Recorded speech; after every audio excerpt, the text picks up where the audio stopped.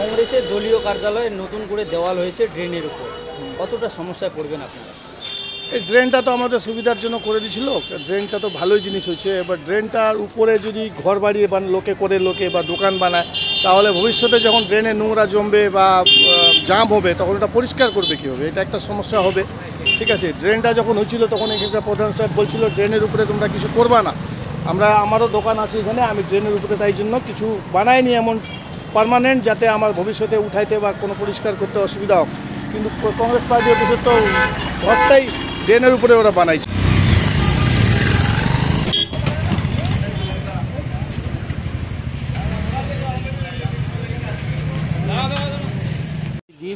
আমিও তো নজর দিইনি, কিন্তু এখনই শুনতে পেলাম, আমিও নজর দিলাম।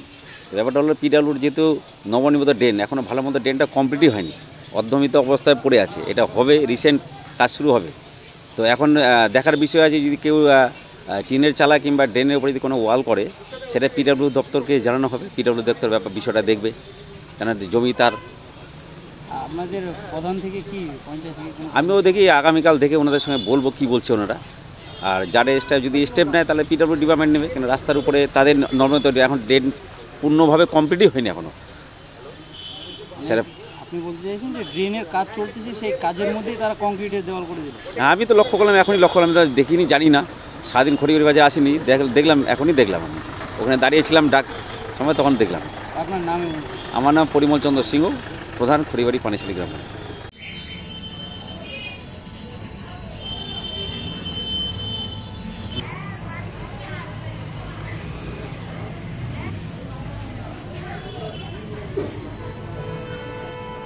পারবে ওটা নিয়ে তো কেউ আটকাতে পারবে না, পরিষ্কার তো করতেই হবে ড্রেন জাম হলে।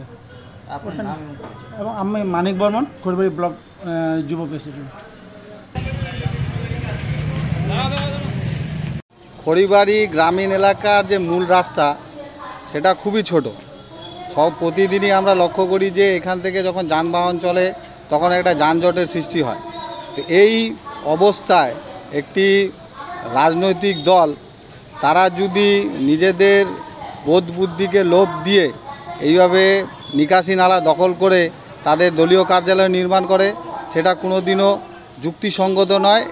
এই কাজকে আমি অবশ্যই বলবো অনুচিত। এটাকে তাদের যেই রাজনৈতিক দল এটি করেছে, সেই রাজনৈতিক দলের নেতৃত্বের কাছে আবেদন রাখবো, আর এটা যেন সচেতনভাবে তাদের দলীয় কার্যালয়টিকে নিকাশি নালার থেকে একটু দূরে করে নির্মাণ করে। স্থানীয় জনপ্রতিনিধিরা সকলেই তৃণমূলের, তাহলে কি ওরা দায়সারা ভাব করছে? অবশ্যই এখানে গ্রাম পঞ্চায়েত তৃণমূলের দখলে, পঞ্চায়েত সমিতি তৃণমূলের দখলে, মহকুমা পরিষদ তৃণমূলের দখলে। তাদের এই বিষয়ে দৃষ্টি আকর্ষণ করা উচিত। একজন সাধারণ নাগরিকরা যেভাবে এই বিষয়ে বক্তব্য রাখতে পারবেন, আমার মনে হয় জনপ্রতিনিধি এবং প্রধান পঞ্চায়েত সমিতির যারা দায়িত্বে আছে, প্রতিনিধিরা আছে, তারা যদি এই বিষয়ে আবেদন রাখে জোরালোভাবে, তাহলে হয়তো জিনিসটা আরও ভালো হয়। অবশ্যই এই বিষয়ে যদি সচেতনমূলক কোনো পদক্ষেপ না নেওয়া হয়, আমরা এই বিষয়ে লিখিত আকারে বিডিও অফিসে প্রধান পঞ্চায়েতের কাছে আবেদন রাখবো। আপনার নাম? আমার নাম অরুণ দাস। আমি ভারতীয় জনতা পার্টির, ভারতীয় জনতা কিষাণ মোর্চা শিলিগুড়ি সাংগঠনিক জেলার সহসভাপতি।